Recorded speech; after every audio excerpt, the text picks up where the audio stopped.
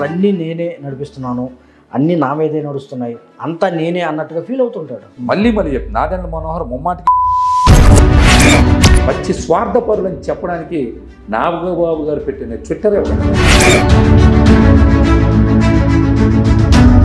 సభ్యత్వం లేని వాళ్ళు కూడా ఇచ్చారు కదా. సభ్యత్వం అక్కర్లా, సూట్ కేసులు ఉంటే చాలు.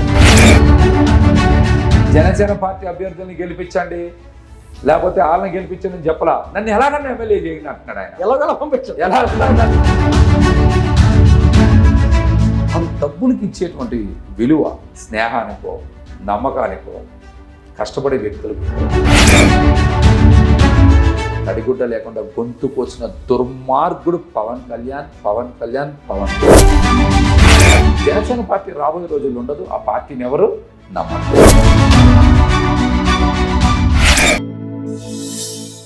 Welcome to Myra media. నేను మీ కోటేశ్వరరావు. వైఎస్ఆర్సీపీ నాయకుడు, ప్రజా ఉద్యమ నేత పోతిరి మహేష్ గారు మనతో ఉన్నారు. నమస్కారం అండి.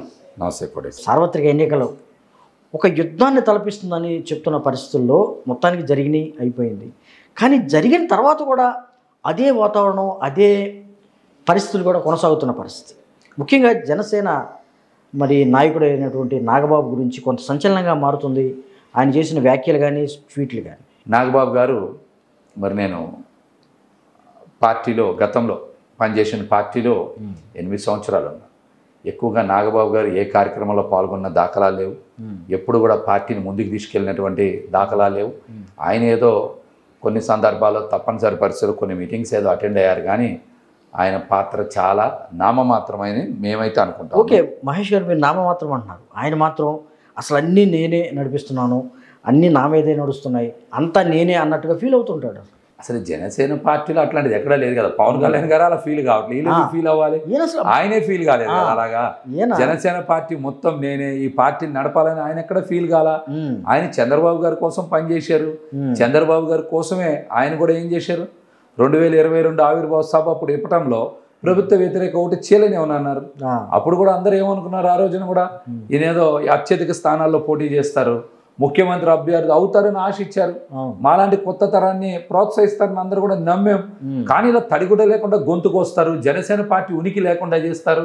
ఆయన చంద్రబాబు గారికి పాలేరులాగా మారిపోతారు, ప్యాకేజ్ తీసుకొని 2,000 కోట్ల రూపాయల ఆస్తులు కొనుక్కుంటారని ఎవరు భావించారు? రాష్ట్ర ప్రజల్ని, జనసేన పార్టీని, జనసేన పార్టీలో పాపం పనిచేసి నమ్మినటువంటి నాయకుల్ని అందరినీ తడిగుడ్డ లేకుండా సర్వనాశనం చేసినటువంటి వ్యక్తి పవన్ కళ్యాణ్ గారే. ఆ మాట అనుకోవట్లే, అన్ని నేనే నడిపించాను. ఆయన ఉన్నదే తెలుగుదేశం పార్టీ కోసం, ఆయన ఉన్నదే చంద్రబాబు గారి కోసం, ఆయన ఉన్నదే చంద్రబాబు గారిని ముఖ్యమంత్రి చేయడం కోసం. పవన్ కళ్యాణ్ గారు వెనకాల ఈ మధ్య కొంతమంది తిరుగుతున్నారు కదా, ఆ పిల్ల సైకో సైనిక్స్ గాళ్ళు, వాళ్ళకేం పని బాట లేదు. ఆయనే నేను ముఖ్యమంత్రి గానే బాబు అంటున్నాడు. వీళ్ళు ఇంకా సీఎం అని అరుస్తాడు. వాళ్ళకి బుద్ధి జ్ఞానం లేనటువంటి వాళ్ళు, అవగాహన లేనటువంటి వాళ్ళు అలా అరుస్తారు.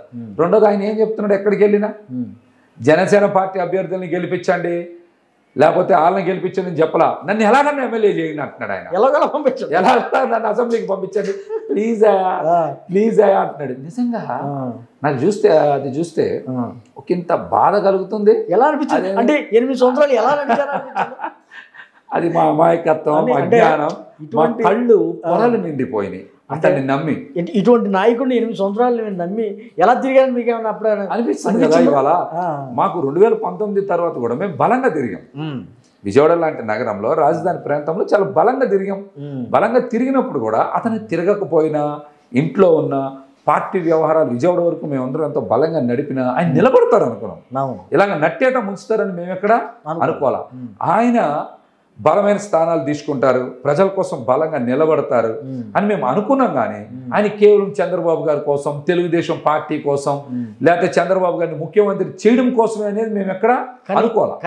కానీ చివరి నిమిషం వరకు తీసుకొచ్చి అందరినీ కూడా ఒక్క గొడ్డలు పుడుతూ అందరి జీవితాన్ని సర్వనాశనం చేసినటువంటి అత్యంత తెలివైనడు, స్వార్థపరుడు, ప్యాకేజీ స్టార్ అనడంలో ఏమాత్రం సందేహం లేదు. 2,000 కోట్లు ఆస్తి, 4 సినిమాలు చేయకుండా 2,000 కోట్ల పైబడిన ఆస్తి కొనుగోలు చేసినటువంటి ఒక పార్టీ వ్యక్తి లాగా ఆస్తులు సంపాదించవచ్చని తెలియజేసిన ఏకైక వ్యక్తి భారతదేశ చరిత్రలో బహుశా పవన్ కళ్యాణ్ గారు. అసలు ఎవరు ఊహించలేదు.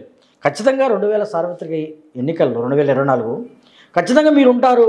పశ్చిమంలో ఖచ్చితంగా జనసేన తరపున మీరు పోటీ చేస్తారని అనుకుని బలంగా మాలాంటి వాళ్ళంతా మేము అనుకున్నాం ఖచ్చితంగా మీకే సీట్ వస్తుందని. ఏంటి ఆ అనూహ్య పరిణామాలు ఏంటి మీకు సీట్ రాకపోవడానికి కారణం? 2024 ఫిబ్రవరి 25 పవన్ కళ్యాణ్ గారి ఇంటికి హైదరాబాద్లో నన్ను పిలిచారు. రెండో జాబితాలో నీ పేరు వస్తుందన్నారు. మహేష్ డబ్బులు ఎంత రెడీ చేసామంటే 8 కోట్లు రెడీ చేశానని చెప్పాను. మళ్ళీ ఎంపీ డబ్బులు, పార్టీ బయట నుంచి వచ్చే డబ్బులు, డొనేషన్స్ అన్నీ సరిపోతాయి అనుకున్నాం. బడ్జెట్ పూర్తిగా అనుకున్న తర్వాత వెళ్ళమన్నారు. విజయవాడ వచ్చా, నా భార్య కూతురుని కూడా తీసుకొచ్చి ప్రచారంలో మరి విస్తృతంగా బలంగా ప్రచారం చేశా. పంజా సెంటర్లో, చిట్టినగర్లో కార్యాలయాలు ప్రారంభించా. అసలు గడప జనసేన చేశారు, మాకు చేసాం. ఇవన్నీ చేసిన తర్వాత ఆయన ఈ సీటు నమ్మకానికి పెట్టాడనే విషయం నాకు లేటుగా తెలిసింది. లేకపోతే ముందే ప్రతిఘటించేవాడిని. నాదెండ్ల మనోహర్ అనే ఒక బ్రో ద్వారా పశ్చిమ నియోజకవర్గంలో మళ్ళీ చెప్పి నాదెండ్ల మనోహర్ ముమ్మాటికి బ్రోకర్ ద్వారా ఏం చేశాడంటే భవానీపురంలో ఐరన్ వ్యాపారం చేసేటట్టు ఒక్కలగడ భాస్కరరావు గారిని కలుసుకున్నారు. 15 నుంచి 20 కోట్ల ఆయన డిపాజిట్ చేస్తానన్నమాట వాస్తవం. అంతకు మించి సుజనా చౌదరి గారు ఇస్తానన్నారు కాబట్టి సుజనా చౌదరి గారి సీటు కొనుక్కున్నాడు. పవన్ కళ్యాణ్ గారి సీటు అమ్మాడు. నాలాంటి వ్యక్తుల్ని, నమ్మకంగా ఉన్న వ్యక్తుల్ని, మార్పు కోసం వచ్చినటువంటి వ్యక్తుల్ని నిస్వార్థంగా నిజాయితీగా మేము ఆస్తులు అమ్ముకొని మా కుటుంబాలను ఇబ్బందులు పెట్టి చేసినటువంటి మామలాంటి వ్యక్తుల్ని తడిగుడ్డ లేకుండా గొంతుకు వచ్చిన దుర్మార్గుడు పవన్ కళ్యాణ్. ఇది ముమ్మాటికి నిజం. ఆయన పెద్ద ఎత్తున డబ్బులైతే సీట్ల మీద డబ్బులు తీసుకున్నారు. ఓకే, మీకు సీట్ రావట్లేదు అని తెలిసిన తర్వాత అంటే ఏంటి అసలు మీ రాజకీయ జీవితం ఏమని నిర్ణయించుకున్నారు? అసలు కోటేశ్వర గారు మంచి ప్రశ్న ఇచ్చారు. నేను మొదట రాజకీయాల్లో లేను, బీసీ ఉద్యమ సంఘంలో అవును బలమైన పోరాటం చేసినప్పుడు కూడా మేము ఐవీ ప్యాలెస్ కానీ అనేక పోరాటాలు, బీసీ పోరాటాలు చేసినప్పుడు చాలా మందికి తెలవు. ఎదవలకి, పనికిమాలిన ఎదవలకి, రోడ్డు మీద ఉండే బ్రోకర్ గాళ్ళకి మా నిజాయితీ తెలవదు కదా, ఆ లోఫర్ తెలవదు. మేము బీసీ సంఘంలో ఉన్నప్పుడు కూడా పవన్ కళ్యాణ్ గారు మార్పు కోసం వచ్చారని ఆర్ కృష్ణయ్య గారిని కూడా ఒప్పించి మా బ్యానర్స్ అన్నిటి మీద కూడా పవన్ కళ్యాణ్ గారు బొమ్మ వేసాం. ఆయన మేము విజయవాడలో అన్ని వర్గాలకి పరిచయం చేసాం. ఆయన మమ్మల్ని కాదు, మేము ఆయన అన్ని వర్గాలకి, బీసీలకి, బహుజనులకి అందరికీ దగ్గరగా తీసుకెళ్ళినటువంటి వ్యక్తులు మేము. మా పెద్ద ఉద్యమాలన్నింటిలో కూడా ఆయన బొమ్మ వేసి తీసుకెళ్ళాం. వాళ్ళ పనికిమాలిన ఎదవలకి ఏం తెలుసు వాళ్ళకి. మేము అట్లా ఉద్యమ సంఘంలో ఉండేవాళ్ళం. ఉద్యమ సంఘంలో ఉండేవాడు మహేష్ అన్ని వర్గాల ప్రజల్ని మనం మరింత దగ్గర చేసుకున్నాం. మేము ఇప్పుడు కూడా అదే పని చేస్తున్నాం. మేము సమైక్యాంధ్ర కోరుకున్నామంటే బీసీ వర్గాల కోసమా, రాష్ట్ర ప్రజల కోసం అని అడిగాను నేను. అట్లాగనే ప్రత్యేక హోదాలో కూడా మేము పెద్ద ఎత్తున ఫైట్ చేసాం. ఫైట్ చేసినప్పుడు మేము అప్పుడు కూడా అడిగాం, మేము అన్ని వర్గాల ప్రజల కోసం పనిచేస్తున్నాం. ఆ లోగో, ఆ బ్రాండ్ మాత్రం బీసీ సంక్షేమ సంఘం అని ఉంటుంది. ఇళ్ల పట్టాల గురించి అప్పుడే ఫైట్ చేసాం, కాల్ మనీ గురించి ఫైట్ చేసాం, సెక్స్ రాకెట్ గురించి పనిచేసాం. వాళ్ళందరూ బీసీల కోసం కాదే, సమాజంలో అన్ని వర్గాల ప్రజల కోసం పనిచేసాం.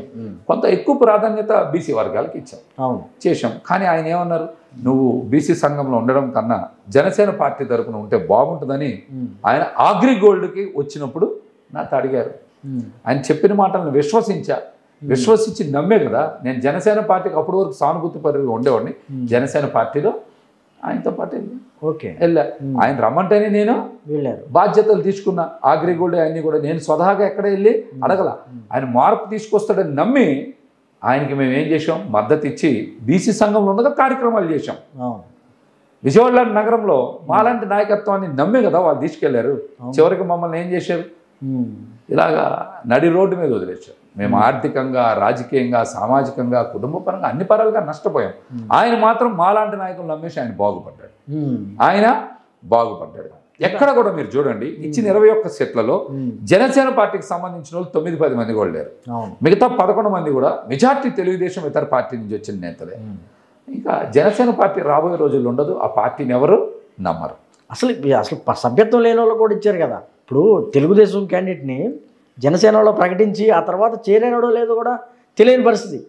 సభ్యత్వం అక్కర్లా, సూట్ కేసులు ఉంటే చాలు.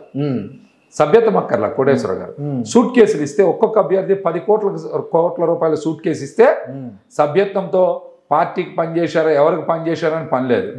సభ్యత్వం అవన్నీ కాదు, సూట్ కేసు నిండా 10 కోట్ల రూపాయలు ఇస్తే వాళ్ళకి సీట్ ఇచ్చారు. మీరేమో మూసుకుంటున్నారు, లేకపోతే క్లోజ్ అవుతుందని జనసేన చెప్తున్నారు.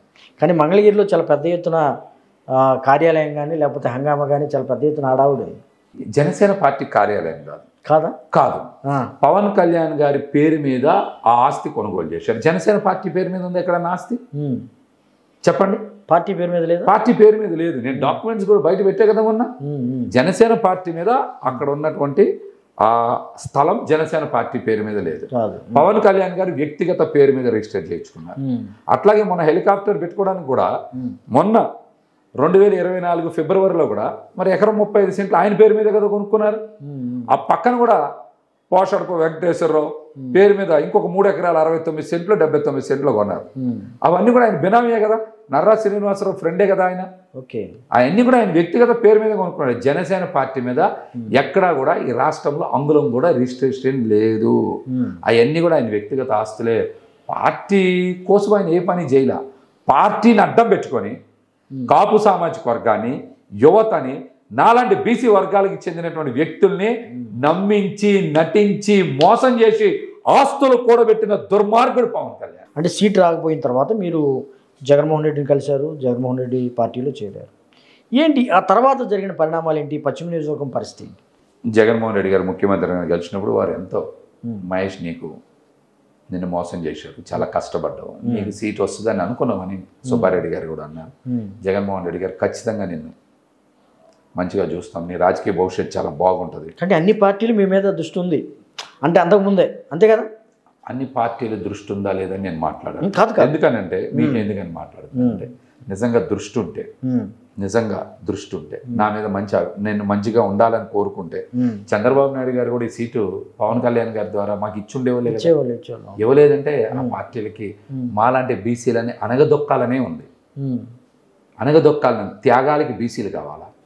కమ్మ సామాజిక వర్గం వారు త్యాగాలు చేయరా? ఒక్క సీటు త్యాగం చేయలేరా? కానీ మీరు ఇన్ని త్యాగం చేయలేరు. నేను ఆరోపించలే, జరిగినాయి కదా. ఇది నేను చెప్పలే, మీరు చెప్తున్నారు. కానీ వాళ్ళకు కూడా బీసీల పట్ల మంచి అభిప్రాయం లేదని చెప్తున్నా. మంగళగిరిలో కూడా బీసీ స్థానమే కదా, అక్కడ కూడా లోకేష్ గారు పోటీ చేస్తున్నారు కదా. కరెక్ట్ మహేష్. మరి మా బీసీ స్థానాలు ఎందుకు తీసుకున్నారు వాళ్ళు? అన్ని తీసుకున్నదంతా ఎవరు? కోటేశ్వర గారు, మీరు నేను ఆరోపణ చేయలేదు, అవాస్తవం కదా. ఇక్కడ బీసీ స్థానం ఇది. మరి నాలాంటి బీసీ స్థానం ఎవరు తీసుకున్నారు? 2019లో అందరినీ కాదని మహేష్కి సీట్ ఇచ్చిన పవన్ కళ్యాణ్ కొన్ని మార్పుల వల్ల, కొన్ని సామాజిక సేకరణ, కొన్ని ఆర్థిక కానీ ఇటువంటి పరిణామాల వల్ల సీట్ లేనందుకు నువ్వెందుకంతా బయటికి వెళ్ళిపోవాల్సి వచ్చిందని కూడా కొంతమంది విమర్శించారు. 2019 విషయం ఎత్తారు కదా, పోతిన మహేష్ ఒక్కడికే సీట్ ఇచ్చారా? చెప్పనియాలి కదా. 2019లో దగ్గర 140 మంది పోటీ చేస్తే 100 మందికి పైగా జనసేన పార్టీ ఆ రోజు కూడా సభ్యత్వం లేదు. జనసేన పార్టీ అంటే ఏంటో తెలవని వాళ్ళకి సీట్ ఇచ్చారు. నాకు ఇవ్వడంలో పెద్ద మ్యాటర్ ఏంటి? అప్పటికే 2 కోట్ల రూపాయలకి పైగా జనసేన పార్టీ కోసం ఖర్చు చేశా. విజయవాడ వచ్చినప్పుడు ప్రతిసారి హోటల్ రూమ్స్ దగ్గర నుంచి, పవన్ కళ్యాణ్ గారు బౌన్సర్ దగ్గర నుంచి, వాళ్ళు తీసుకునే లగ్జరీ రూమ్స్ దగ్గర నుంచి, కార్యక్రమాల దగ్గర నుంచి అన్ని నా డబ్బే. నేనే కష్టపడి పనిచేశా, నేనే నిలబడ్డా, అందుకు నాకు సీట్ ఇచ్చారు. పార్టీ కోసం పనిచేయని వాళ్ళకి, అనామకులకి సీట్ ఇవ్వలేదా?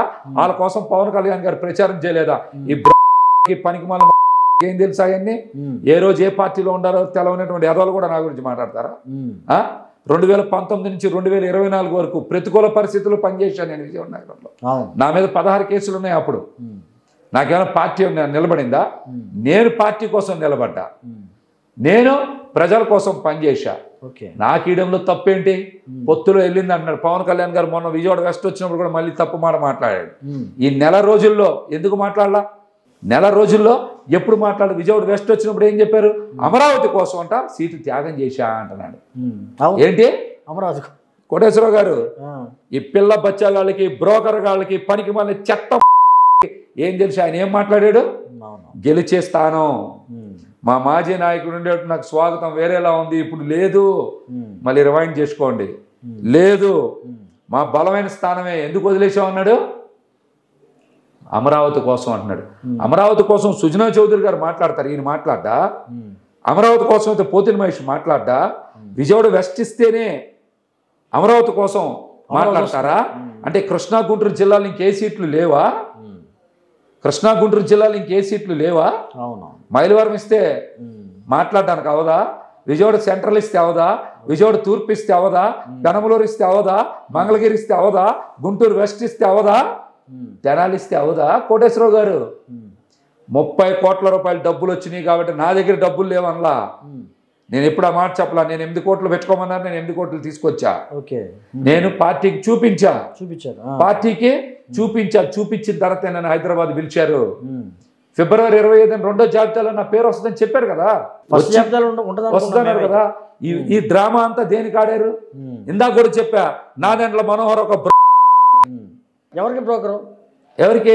పవన్ కళ్యాణ్ కింద బ్రోకరు. ఒకళ్ళగడ్డ భాస్కరరావు గారి ఇంటికి వెళ్ళలేదా? ఆయన కలవలేదా? 15-20 కోట్ల రూపాయలు చూపిస్తానని ఒప్పుకోలేదా? అంతకు మించిన బేరం. పార్టీకి పనిచేసినోడు, పార్టీకి నిజాయితీగా నిలబడినోడి దగ్గర మనం డబ్బులు అడగలేం కదా. వాడైతే పోటీ చేస్తాడు, ఖచ్చితంగా గెలుస్తాడని అన్ని సర్వేలు చెప్తున్నారు. పవన్ కళ్యాణ్ గారు గెలుస్తారో లేదో చూస్తున్నారు, రోజు దండం పెట్టి అడిగారు. మనోహర్ అనేటువంటి వ్యక్తి గెలుస్తాడో లేదో వాళ్ళకి తెలుసు కదా. మహేష్ అయితే గెలిచేస్తాడని ఏం చేశారు? పొత్తు పేరుతో నన్ను తప్పించి ఒక పక్క నుంచి 30 కోట్ల రూపాయలు డబ్బులు కొట్టేస్తే ప్రజలు నమ్మలా. వాళ్ళనే తిట్టారు, అందరూ కూడా వాళ్ళనే తిట్టారు. డబ్బులు నా దగ్గర ఉండబట్టే కదా 5 ఏళ్ళ నుంచి పార్టీ నడిపా. విజయవాడలో నా దగ్గర డబ్బులు ఉండబట్టి ఈ కార్యాలయం ఇలా నడిచింది. వాళ్ళ దగ్గర ప్యాకేజ్ డబ్బులు తీయడానికి ఇంట్రెస్ట్ లేక, ప్రజలకి పార్టీకి మంచి చేయడానికి ఇంట్రెస్ట్ లేక బెంజి సర్కిల్ దగ్గర కార్యాలయం తీసేశారు కోటేశ్వరరావు గారు. నేను దీలా. బెంజి సర్కిల్ దగ్గర ఇల్లు ఖాళీ చేసింది ఎవరు? పవన్ కళ్యాణ్ గారు ఖాళీ చేశారు. ప్యాకేజ్ డబ్బులు ఖర్చు పెట్టాల్సి వస్తుంది, 1-2 కోట్లు అవి ఖర్చు పెడతాం కూడా ఇష్టం లేక ఏం చేశారు? ఆఫీసులు ఎత్తేసారు, ఇల్లు ఖాళీ చేశారు. నా ఆఫీస్ ఇలాగే ఉంది కదా 5 ఏళ్ళ నుంచి. ఒకసారికి త్యాగం చేస్తే మహేష్కి మంచి లైఫ్ ఉండేది, మేము అధికారంలోకి రాబోతున్నాము, మంచి పదవి ఇచ్చేవాళ్ళం అని కూడా చెప్తున్న పరిస్థితి. నేను నిజాయితీగా నిస్వార్థంగా పనిచేశాను. ఓకే. ఉమ్మడి కృష్ణా జిల్లాలో జనసేన పార్టీకి ఆ రోజు నేను ప్రాతినిధ్యం ఉండాలని కోరుకున్నా, సింబల్ ఉండాలని చెప్పా. పోతిన మహేష్కి కాకపోతే అరే పనికి మాలిన సన్నాసులారా ఈ మాటలు మాట్లాడింది. కృష్ణా గుంటూరు జిల్లాలో ఒక్కరికన్నా సీట్ ఇచ్చారా? చెప్పమనండి. నా మీద చాలా మంది ప్రెస్ మీట్లు పెట్టి సన్నాసులు మాట్లాడారు కదా. ఆ సన్నాసులు అందరూ ఎవడన్నా ఒక్క సమాధానం చెప్పాడా? కృష్ణా గుంటూరు జిల్లాలో జనసేన పార్టీకి చెందిన నాయకులు ఒక్కడికి కూడా సీట్ ఎందుకు ఇవ్వాల? ఒక్క నాదెండ్ల మనోహర్కి తప్పించి ఎందుకు ఇలా? పవన్ కళ్యాణ్ గారు చెప్పగలరా సమాధానం? ఎందుకు ఇలా? చెప్పండి. ఎందుకు ఇలా? జనసేన పార్టీని ఖచ్చితంగా తెలుగుదేశం పార్టీలో విలీనం చేసేయడానికి, మరో ప్రజారాజ్యం 2 చేయడానికి నాలాంటి వ్యక్తి ఉంటే అడ్డుపడతారనే ఇటు పక్కన అన్ని రకాలుగా ఆలోచించే ఏం చేశాడు ఆయన? అమ్మేశాడు సీట్. ఇప్పుడు అదే ప్లాన్ అమ్మేశాడు. ఖచ్చితంగా జనసేన అదే దిశగా వెళ్తుంది, అదే స్టాండ్లో వెళ్తుంది. అంటే టీడీపీ విలీనం దిశగా వెళ్తుందా? అయిపోద్ది. ఓకే, ఖచ్చితంగా అయిపోతుంది. ఇది 2024 తర్వాత అయిపోతుంది. ఎన్నికల ఫలితాల తర్వాత జరుగుతుంది. అయిపోతుంది. వైసీపీకి వచ్చారు. వైసీపీలో మీకు వచ్చిన హామీలు ఏంటి? మీకు వచ్చిన ఇదేంటి భరోసా ఏంటి? నేను జగన్మోహన్ రెడ్డి గారి దగ్గరికి వెళ్ళి చెప్పిన తర్వాత వైవి సుబ్బారెడ్డి గారితో మాట్లాడా. సుబ్బారెడ్డి గారు కూడా నన్ను ఒక బిడ్డలాగా దగ్గరికి ప్రేమగా తీసుకున్నారు. సీఎం గారి దగ్గరికి తీసుకెళ్లారు, కండువా వేయించారు. అయోధ్య రామరెడ్డి గారు కూడా నన్ను అంతే గౌరవించారు. వాళ్ళిద్దరు కూడా నన్ను జాగ్రత్తగా చూస్తున్నారు. మేము ఒకటే వాళ్ళు చెప్పింది, నీ రాజకీయ భవిష్యత్తు ఖచ్చితంగా జగన్మోహన్ రెడ్డి గారు బాగా చూస్తారు, నేను ఖచ్చితంగా పెంచుతారు అని చెప్పారు. మీరు చూశారు, ఎన్నికలు నడుస్తున్నాయి కాబట్టి మాకు అవకాశం ఉన్నంత పనిచేసాం, నిలబడ్డాం, పనిచేసాం. ఖచ్చితంగా జగన్మోహన్ రెడ్డి గారు ఇచ్చిన మాట మీద నిలబడతారు. ఖచ్చితంగా ఆయన ఒకసారి మాట ఇస్తే నా హామీని పూర్తి చేస్తారని అందరికీ తెలుసు, మీకు తెలుసు, నాకు తెలుసు, రాష్ట్రంలో అందరికీ కూడా తెలుసు. కానీ ఖచ్చితంగా నా రాజకీయ భవిష్యత్తు వైఎస్ఆర్సీపీలో జగన్మోహన్ రెడ్డి గారి నాయకత్వంలో అద్భుతంగా ఉంటుంది. మరొకసారి వారు ముఖ్యమంత్రి అవుతారు. ఓకే, పశ్చిమ నియోజకవర్గంలో మీరు విస్తృతంగా ఎన్నికల ప్రచారం చేశారు. వైఎస్ఆర్సీపీ గెలుపు కోసం బాగానే కృషి చేశారు. ఏంటి గెలవబోతుందా? ఖచ్చితంగా ప్రజల్ని చాలామంది తక్కువ అంచనా వేస్తున్నారు. ప్రజలను తక్కువ అంచనా వేసి ఎవరి ఇష్టం వచ్చిన వాళ్ళు మాట్లాడుతున్నారు. పశ్చిమ నియోజకవర్గంలో వైఎస్ఆర్సీపీ పార్టీకి బలమైనటువంటి ఓట్ బ్యాంక్ ఉంది, బలమైన ఓట్ బ్యాంక్ ఉంది. 2014లో అప్పుడు జలీల్ ఖాన్ గారు గెలిచిన, 2019లో వెల్లంపల్లి శ్రీనివాస్ గారు గెలిచిన. అభ్యర్థులు మారారు కానీ గుర్తు మాత్రం వైసీపీని గెలిచింది. మూడోసారి కూడా అభ్యర్థి మారారు.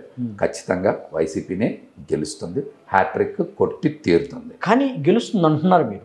కానీ ఇక్కడ ఈ ఎన్నికల సందర్భంగా కొన్ని సామాజిక సమీకరణ కానీ లేకపోతే ఆర్థికంగా కానీ చాలా పరిణామాలు జరిగినాయి అని కూడా చెప్తూ ఉన్న పరిస్థితి. చాలామంది కార్పొరేటర్లనే తమ వైపు తిప్పుకున్న పరిస్థితి సుజనా చౌదరి. అంటే ఈ నేపథ్యంలో కూడా అంటే ఖచ్చితంగా వైఎస్ఆర్సీపీకి ఓట్లు పడినాయని మీరు భావిస్తున్నారు? ప్రజల దృష్టిని మరల్చడానికి కొంతమంది కొన్ని పనులు చేస్తారు. అంటే ప్రచారం, అంటే ప్రచారం. కొంతమంది కార్పొరేటర్ల గురించి మాట్లాడారు. ఎవరు పోలేదు కదా, వైసీపీ నుంచి ఎవరు వెళ్ళారని? ఏ కార్పొరేటర్ వెళ్ళారో ఒక కార్పొరేటర్ పోయారు, ఎవరు పోలేదు కదా. పార్టీ కోసం పనిచేశారు, పార్టీ కోసం పనిచేశారు. దాంట్లో కొన్ని ప్రజల దృష్టి మరల్చడానికి ఇష్టానుసారం ఏదో మాట్లాడతారు. ఏంటి నాగబాబు గారి గురించి ఏంటి అల్లు అర్జున్ ప్రత్యేకంగా శిల్పా బ్రదర్స్ వాళ్ళ ఇంటికి వెళ్ళడం కానీ లేకపోతే ఆ తగిన పరిణామాల గురించి? ఎవరైతే నాగబాబు గారు, పవన్ కళ్యాణ్ గారు ఇట్లాంటి ఉన్నారు, వాళ్ళు ఎవరితో ఉండరు.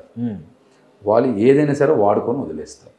వాళ్ళు మాత్రం అందరూ వాళ్ళకి కట్టుబడి ఉండాలని మాట్లాడుతున్నారు. అది ఎంత మాయ చూడండి. వాళ్ళకి సాగుతుంది ఏదో అనుకుంటున్నారు. ప్రజలు వాళ్ళని ఎప్పుడు ఆదరించాల, ప్రజలు వాళ్ళు ఎప్పుడు ఆదరించలేదు. సినిమా గ్లామర్ మీద చూస్తున్నారు కానీ లేకపోతే వాళ్ళని ఎప్పుడు ప్రజలు ఆదరించాల. వాళ్ళు ఎంత చిన్న మనసు ఉన్నటువంటి వాళ్ళంటే ఒక స్నేహానికి ఉండేటువంటి విలువకి, స్వార్థానికి ఉండేటువంటి విలువకి రెండింటి వ్యత్యాసం చూడండి. అల్లు అర్జున్ గారు స్నేహం కోసం శిల్పారావు గారు అడగకపోయినా నేనే వచ్చానని ఆయనే స్టేట్మెంట్ ఇచ్చారు. నేనే కిందసారి ట్విట్టర్ మాత్రమే పెట్టా, ఈసారి శిల్పారావు గారిని నేను 5 ఏళ్ల నుంచి సరిగ్గా మమ్మల్ని కలవట్ల, ఇంతకుముందు ఎక్కువ కలిసేవాళ్ళం, ఇప్పుడు 3 నెలలకో 6 నెలలకో కలుస్తున్నామని అది చెప్పారు ఆయన. నేనే వచ్చా. నాకు తెలియదు అంత, నాకు తెలియదు స్నేహం ఉందని ఆయన చెప్పిన మాటలు. కాబట్టి ఆయన నేను వచ్చానని చెప్పారు. ఆయన చెప్పిన మాటలనే నేను కూడా విశ్లేషణ చేస్తున్నాను. అంటే ఒక స్నేహం కోసం ఆయన ప్రచారానికి రమ్మని అడగకపోయినా నేనే బాధ్యతగా ఫీల్ అయ్యి శిల్పారావు గారికి వచ్చి ప్రచారం చేశానని చెప్పారు. అంటే ఆయన స్నేహానికి ఇచ్చే విలువను చూడాలి మనం. తన స్నేహితుడి గెలవాలనేటువంటి ఆకాంక్షను చూడాలి. అక్కడ వారిద్దరి మధ్య బలమైన స్నేహాన్ని మనం అర్థం చేసుకోవాలి. ఇక్కడ వీళ్ళది స్వార్థం, వీళ్ళదే స్వార్థం. ఎంతసేపు కూడా పాముకి పాలు పోస్తే అది కాటే వేస్తుంది, పాముకి పాలు పోస్తే అది కాటే వేస్తుంది. నాగబాబు గారికి ఆర్థికంగా బాగోలేనప్పుడు నా పేరు సూర్య సినిమాకి కో ప్రొడ్యూసర్గా పెట్టి అల్లు అర్జున్ గారు ఏదో 3 కోట్ల రూపాయలు ఇప్పించారని చెప్పారు. అలాగే మరి కొన్ని పాత్రలు కూడా ఇప్పించారని చెప్పారు నాతో కొంతమంది పెద్దలు. అదేవిధంగా 2019లో కూడా జనసేన పార్టీకి ఆయన 2 కోట్ల రూపాయలు విరాళం ఇచ్చారు. అది తెలిసిన విషయం అందరికీ కూడా. మరి ఆయన జనసేన పార్టీకి లేకపోతే నాగబాబు గారికి, పవన్ కళ్యాణ్ గారికి మరి సేవ చేసినప్పుడు ఎందుకు పోవాళ్ళ? వాళ్ళు ఎప్పుడు కూడా చూడండి, నేను గతంలో కూడా చెప్పాను, ఎప్పుడు కూడా ఏదైనా పేర్లు వచ్చినప్పుడు ప్రభాస్ గారి పేరు, జూనియర్ ఎన్టీ గారి పేరు, చరణ్ గారి పేరు, ఇలాంటి పేర్లు చెప్తారు కానీ అల్లు అర్జున్ గారి పేరు చెప్పారు. ఎందుకంటే మరి వాళ్ళకి ఏమి ప్రాబ్లం ఉందో వాళ్ళకి సొంత కుటుంబ సభ్యుడే కదా. ఆయన ఎప్పుడైనా పొగుడతారు వాళ్ళు? లేదు, అసలు ఎప్పుడు పొగడరు. మహేష్ బాబు గారి పేరు ఎవరే చెప్తారు కానీ అల్లు అర్జున్ గారి పేరు చెప్పరు. ఎందుకంటే వీళ్ళకి మించినటువంటి సినిమా రంగంలో రాణించారు. ఇవాళ ఆయన సినిమాలన్నీ కూడా హిట్ అవుతున్నాయి. ఇలా 100 కోట్ల సినిమాలు అయితే అది 1000 కోట్ల సినిమాకి వెళ్తుంది. ఆయన వల్ల చాలా మంది అభివృద్ధిలోకి వస్తే వీళ్ళ వల్ల చాలా మంది నాలాగా అన్యాయానికి గురైపోతారు. అక్కడేమో అభివృద్ధికి వస్తే ఇక్కడ అన్యాయానికి గురవుతారు. ఇవన్నీ కూడా అందరికీ తెలుసు. ఒక అంశం మీద ఆయన మద్దతు ఇస్తే అంత పెద్ద పెద్ద మాటలు మాట్లాడాల్సిన అవసరం ఏమొచ్చింది నాగబాబు గారికి? అంటే కృతజ్ఞత లేనటువంటి వ్యక్తులు వాళ్ళు డబ్బులకి ఇచ్చేటువంటి విలువ స్నేహానికో నమ్మకానికో కష్టపడే వ్యక్తులకు ఎవరు వాళ్ళు? పచ్చి స్వార్థపరులని చెప్పడానికి నాగబాబు గారు పెట్టిన ట్విట్టరే ఒక నిదర్శనం. అనకాపల్లి సీట్ని త్యాగం చేశాడు అని చెప్తుంటారేంటి నాగబాబు గురించి? తెలిసి అడిగారు కోటేశ్వరరావు గారు, తెలిసి అడిగారా? కాదు కాదు, మీకు తెలవదా 50 కోట్లు తీసుకున్నారని? మీకు తెలవదా? నాకు తెలియదు. రమేష్ గారి దగ్గర 50 కోట్లు తీసుకున్నారు, తెలవదా కోటేశ్వర గారు? తెలియదు కానీ జనసేన కోసం, పవన్ కళ్యాణ్ కోసం ఆ విషయం కూడా చెప్పే కదా నేను, ఆ విషయం కూడా బయటకే చెప్పే కదా నేను. అనకాపల్లి సీటు త్యాగం చేయలేదు. అనకాపల్లి సీటు నాగబాబు గారు ప్రకటించడానికి ముందే అనకాపల్లి వెళ్ళారు, అక్కడ ఇల్లు తీసుకున్నారు, వారం రోజులు ఉన్నారు. అక్కడ ఉండే ఇండస్ట్రీస్, ఫ్యాక్టరీస్ చాలా మంది దగ్గర డబ్బులు వసూలు చేయాలనుకున్నారు. అక్కడ కొంతమంది కంప్లైంట్ చేశారు బయటికి. కంప్లైంట్ చేసినప్పుడు వీళ్ళు దొరికిపోతారనే భయం వచ్చింది వీళ్ళకి. దొరికిపోతారని భయం వచ్చినప్పుడు హుటాహుటిన ఆ సీట్ని ఏం చేశారు, త్యాగం పేరుతో సీఎం రమేష్ గారికి 50 కోట్లకు అమ్మేశారని చెప్తున్నారు. 50 కోట్ల రూపాయలు తీసుకున్నారు. అదైతే నిజం, ఇదైతే నిజం. వాళ్ళ త్యాగం విలువ అంటారు. త్యాగం అంటారు ఉత్తిదే, అదంతా డబ్బు మీద పిచ్చి. పార్టీ పెట్టిందే డబ్బులు సంపాదించడానికి 50 కోట్లు తీసుకున్నారని చెప్తున్నారు. ఇది నిజం. ఏదైతే నాగబాబు ట్వీట్ మీద అల్లు అర్జున్ స్పందించారు, ఇది మా తాతగారి వల్ల ప్రయాణం అయినటువంటి ఈ మెగా ఫ్యామిలీ కానీ లేకపోతే ఈ చరిష్మా కానీ ఇదంతా మా తాతగారి వల్ల వచ్చిందని కూడా ఆయన వ్యాఖ్యలు చేశారు. మొత్తానికి మెగా ఫ్యామిలీకి గట్టి ట్వీట్ అయితే పెట్టాడని అనుకుంటున్నారు. ఏమంటారు మీరు? ఆ విషయాల మీద నేనైతే మాట్లాడి నేను అనుకున్నది పెట్టా, ట్విట్టర్లోనే పెట్టా. డైరెక్ట్గా మీరు అడిగారు, అదే చెప్పారు. ఇప్పుడు కూడా నేను ఆయన పెట్టారా పెట్టలేదా, ఆయన ఏమనుకుంటారనేది వాళ్ళిద్దరు మాట్లాడారు. ఓకే మహేష్ గారు, మరి 2024 సార్వత్రిక ఎన్నికల ఫలితాల తర్వాత పోతిన మహేష్ పాత్ర ఏంటి, అసలు ఎలా ఉండబోతున్నారు, వైఎస్ఆర్సీపీలో ఏంటి పరిస్థితి? నిజంగా జగన్మోహన్ రెడ్డి గారు రేపు జూన్ 9వ తారీఖున ప్రమాణ స్వీకారం చేస్తారు.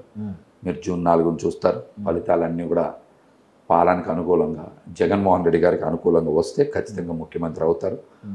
పార్టీ అంటే వస్తే అంటున్నారు, రాదనుకుంటున్నారు ఏమన్నా? వస్తే అంటున్నారు, వస్తుంది అంటున్నా. ముఖ్యమంత్రిగా ప్రమాణ స్వీకారం చేస్తారని చెప్తున్నా. ఖచ్చితంగా వస్తుంది. ముఖ్యమంత్రిగా జగన్మోహన్ రెడ్డి గారు ప్రమాణ స్వీకారం చేస్తారు. ఆయన ఏ బాధ్యతలు చెప్తే ఆ బాధ్యతలు చేయడానికి రెడీగా ఉన్నారు. అంతే.